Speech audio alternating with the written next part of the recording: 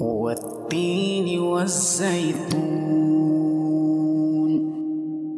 وطور سينين وهذا البلد الأمين لقد خلقنا الإنسان في أحسن تقويم ثم رددناه أسفل سافلين